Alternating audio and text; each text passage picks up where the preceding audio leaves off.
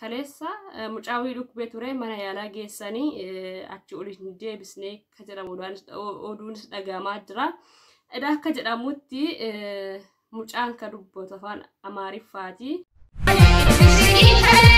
Nafiladhaa jechuun saba kadaarari. Jallee qadamnee waadaa walii galle. Hacaaluu hundeessaa wayyoo nu galaare.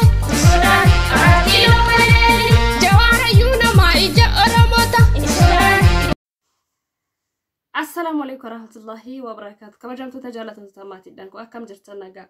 Fayyaa keessanii nagaan jira baga nagaa taatan isin jecha. Ammallee jecha nirraa baga jiraatanii baga nu eedan isin jecha. Egaa waa cimatu deemaa jira innis matu deemaa jiru. Filannoon har'aa egaa filannoo har'aa akkamiin akka geggeessa walumaan laalla.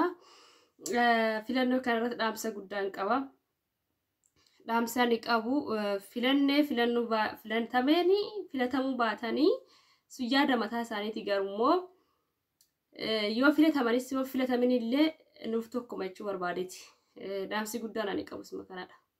Nuuf tokko filatamanis filatamuu baatanillee nuuf tokkodha jechaadha isaan. Maaliifi hiikan qabu jechaadha. Kan paartiin Oromoo keessa hin jirre filannoon paartiin Oromoo keessa hin jirre nuufoma takka keessa hin jiru jechaadha. Filannoon Jawaar keessa hin jirre nuufoma faayidaa hin qabu jechaadha. Utumaan guututti uummanni Oromoo hin beekana wanti hin jiru garuu buchulloonni jala fiidan jechaadha.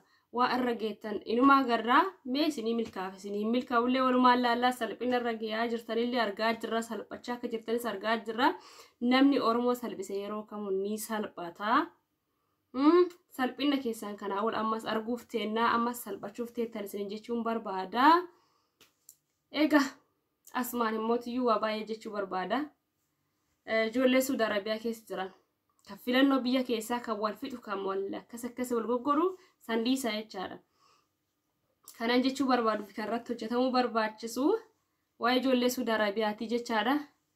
Dursa ijoolleen Suudi Arabiyaa furmaata argachuu isaan barbaachisa yeroo muraasatti waan ta'eef ijoollee Suudi Arabiyaati bakka jirtan sagalee ta'a.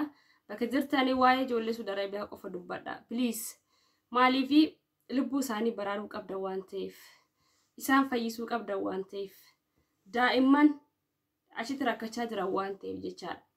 Kanaafi kan sagantaan irratti haasamuu qabu waa'ee ijoollee Suudi Arabiyaati malee waa'ee filannoo filattanii ufuma kaadiroon ol dachaatanii ufuma farshoo manaamana qopheeftanii farshoo dhuydanii waan barbaadan haasoftanii yoo gargar baatanii nuufii kan qabu jechaadha. Nuufii kan qabu jechaadha. Waan hojjetaa jirtan nuufii kan qabu. Filannoo sin jennu nuti akkaataan nu jennee yaannu farshoo dhuydanii addaan deemtu jechaadha. Filattanii filatu baattanii dantaa keenyaa miti jechaa barbaadeeti. So ilmaan Oromoo karratti hojjetuu qabanii fi karra jiranii waa'ee ijoollee Suudi Arabiyaati. Akkuma isaan hayyoota keenya manedhaati baafannee jechuu barbaanna malee filannoo keessan I don't know. Filannoo maaltu akka jiru hin beeknu jechaadha. Akkasiniin jedha ijoollee Suudi Arabiyaa ammoo rakkina hammana hin jedhamne keessa jiranii Jiddaa Suudi Arabiyaa Jiddaa keessatti kaleessa mucaawii dhukkubee ture mana yaalaa geessanii achi oliin deebisnee akka jedhamuudhaan oduunis dhagahamaa jira. Edaa akka jedhamutti mucaan ka dubbatu afaan Amaariffaati. Mana yaalaa sanitti immoo mana yaalaa keessa turuu isa waan barbaachisuuf gara fidan hin beekne jedhaa jiranii. Rabbiin isaa mul'isu. Haadha fi abbaan isaa galaniif Itoophiyaa eegaa jiranii. Mucaan kiyya nagaa jettee harmeen isaa ala laalaa jirti. Garuu mucaan ishii rakkatee jira jechuudha. So kana bichaa miti beeka. Inni hoo rakkatee inni nama mataa isaa danda'e tokko garuu daa'imman wajjiniin daa'imman macaatii wajjiniin rakkachaa jiranii jechaadha. Kanaafuu ilmaan Oromoo maal godhuu qabdan? Waa'ee ijoollee kanaati irratti hojjetuu qabdan sa'aatii 24 jechaadha. Hiriirri baabuu fi qaba ijoollee kana. Hiriirri guddaan akka Oromoodhaaf bayaa jiru kun ijoollee Suudi Arabiyaati ba'uu qaba. Ijoollee Suudi Arabiyaa yeroo gabaabaa kana keessatti yoo furmaatan argatiin wayyoo rakkoo guddaadha kun. Saba dhugaan isiniin jira rakkoo guddaadha. akkasiin isiniin jedha rakkinni ijoollee Saudi Arabiyaa yeroo gabaabaa keessatti furmaatan argatin rakkina guddaatti deemaa jira jechuudha. Xiqqaa osoo hin taane guddaatti deemaa jira jechuudha. Ijoollee bakkee jiranis ammas qabuun itti fufaa deemaa jechuudha. Maaliif dirqama shorxaan dirqama isaanii guutuudhaaf deemaa jiranii jechuudha. Waan ergaman guutaa jiranii jechuudha. Hojii dhagaa. Hojii isaan godhatanii jiranii egaa hojii isaanillee guutaa jiranii ijoolleen keenna bakka jirtanii sagalee ta'uufii qabdanii hiriirri ba'uufii qaba yeroo gabaabaa keessatti furmaata argachuu qaban jechaadha. Amma mucaan kun dhukkubsateera mana hidhaatii baasamee jira eessa akka geessan hin beekamu. Mana yaalaatti immoo ciibsamuu barbaachisa mucaan. Hin dhukkube achitti ciisee akka yaalamuu barbaachisa. Yaalamuu ciibsanii eenyutu isa yaala? Baajata kamiin? Ziraayyuu akka dhaabbatuyyuu gabbaasaniitu ajjeesanii gataa jiraniiti. Ka dhukkubummoo maal rakkatanii yaalan? Kadhukkuma rakkatanii yaalan natti maame. Innaa akka isaan isiniin jedha ijoollee Saudi Arabiyaa rakkoo hammaan hin jedhamne keessa jiran Rabbiin haa baasu jedha bakka jirtanii salaadhaa fi Rabbiin kadhadhaa tsalliu. Suma dhugaa Rabbiin kadhadhaa fi ijoollee Saudi Arabiyaatti Rabbiin kadhadhaa fi inni biraa mootii ijoollee Saudi Arabiyaa dhukkubsatanii yoo bayan manatti deebi'uun hin jiru jechuudha. Dhaggeeffadha luk. Ijoolleen bakkee jiran amma ijoollee osoo qabamin jiran hoo dhukkubsatan yaalamuun hin jiru. Eessa deemanii yaalaman? Yoo mana yaalaa isaan hin deemne achumatti qabanii shurxaa. Yoo mana yaalaatti dhukkubsatan immoo achi yoo gadi ba'an immootiyyuu hin jiru. Akka mana beeti keessanii kan jiru jira kana hin ajjeesanii kan dhukkubu dhiisi ta'u. Kan dhukkubu na dhiisi jechuudha. Amma mucaa isaan baasanii jiranii garuu gara geessan hin beekamne jechuudha. Mucaa kana baasanii hin dhukkubee baasanii jiranii garuu oli hin deebisne jechaadha mucaa.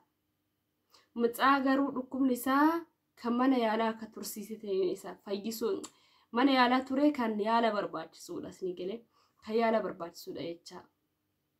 Yoo ammaat kenna rakkataa jirra jechuudha biyyaaf biyyaatti illee.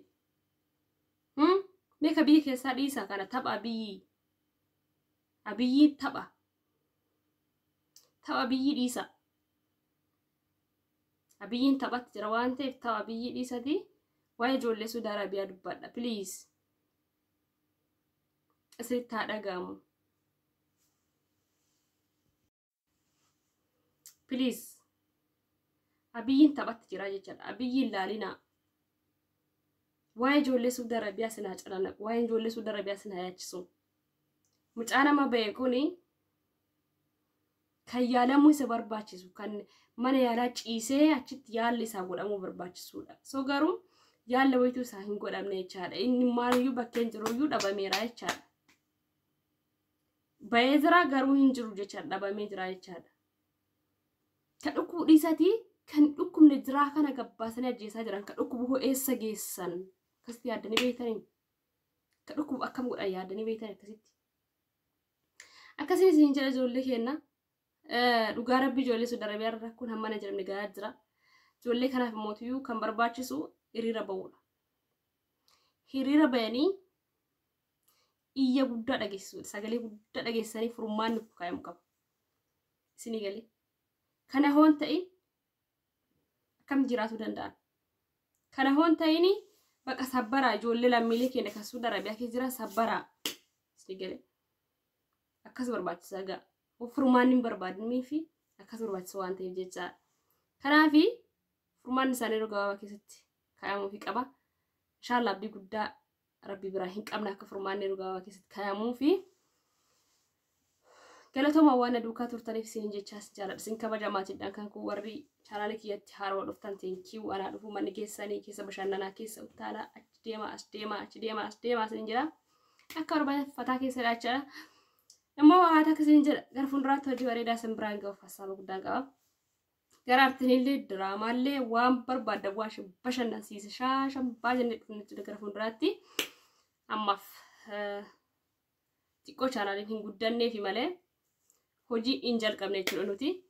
Hojii keenya hin jalqabne jechuudha. Chaanaaliin haga guddatee namoonni nu simatan xiqqoo jenneeti. Kanaafuyyuu adaraa keessa maatii taanu simadhaa isiniin jennaa. Hojiidhaan keenya boonsaa akka simbira geena akka argattanitti subscribe godha mallattoo duraatti isaan tuqadha akka ergaan keenya isin bira ga'u kanaafi ergaa keenya kan gara fuulduraa jechaadha maaliif hojii babbareedaa hojjechuuf yaadaa jirra saniif galatoomaa isiniin jedha so thank you guys በጣም isin jaaladha nagaan tura ciao